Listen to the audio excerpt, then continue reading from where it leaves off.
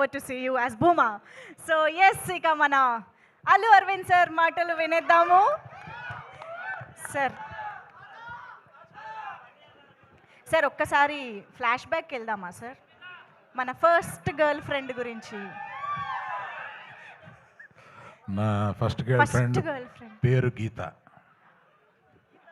ఇన్ని రోజులు మేము వేరే గీతా ఆర్ట్స్ గురించి వేరేగా విన్నామే సార్, ఇప్పుడే నిజం బయటపడింది అంటున్నారు. అదే చెప్తున్నాగా, పబ్లిక్గా చెప్పాను కదా. Okay okay, breaking news sir. ఏదో ఒక వైరల్ న్యూస్ ఇవ్వాలి కదా.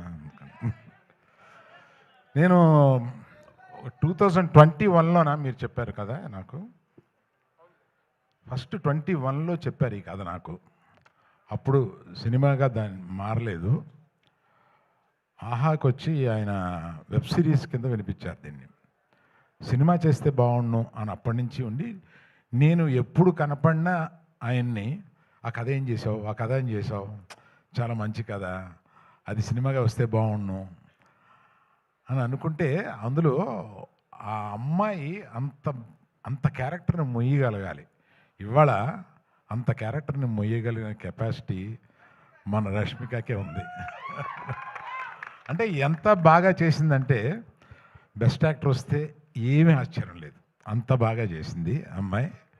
అందుకని నాకు అంటే తనని చూస్తే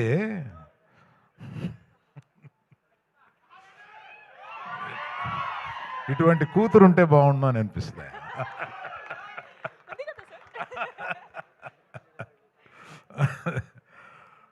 కూతురు లేరు కనుక.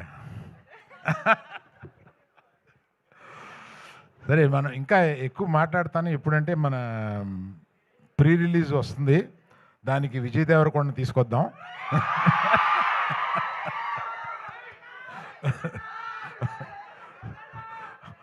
అడుగుదాం, వస్తారనుకుంటాను, అడుగుదాం. వస్తే బాగుంటుంది కదా. ఈ రికార్డింగ్ కూడా వినిపిస్తాం ఆయనకి.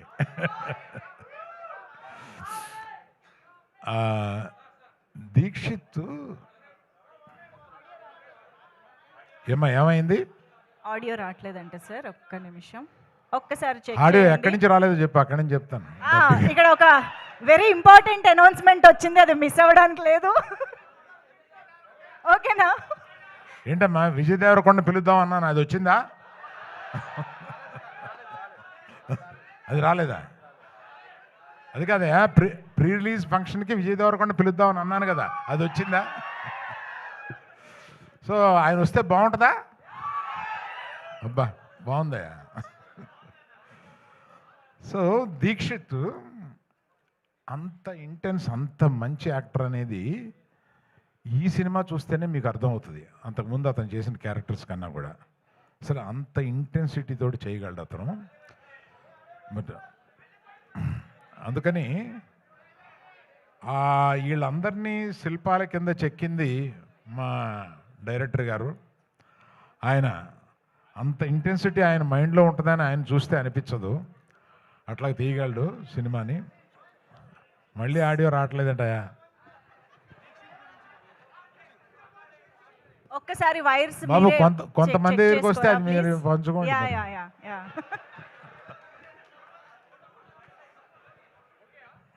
ఆడియో ఓకే అమ్మా? Okay sir. మళ్ళీ ఎక్కడ పోయిందో చెప్పండి, మొదలెడతాను. స్పీచ్ లో రీటేకులు అంటే కష్టం మనకి. ఓకే కదా, డన్. మీ అందరికీ వినిపిస్తుంది కదా? Yeah, hello hello.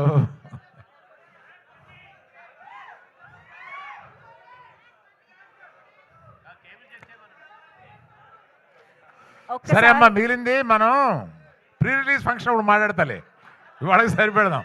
పాపం వాళ్ళందరికీ ఆకలి అవుతుందంట. Okay, thank you very much, bye. యాక్చువల్గా మాకు కావాల్సిన న్యూస్ వచ్చేసింది. సో గీతని గోవిందని చూడబోతున్నాం ఒకే స్టేజ్ పైన అని అర్థం అవుతుంది.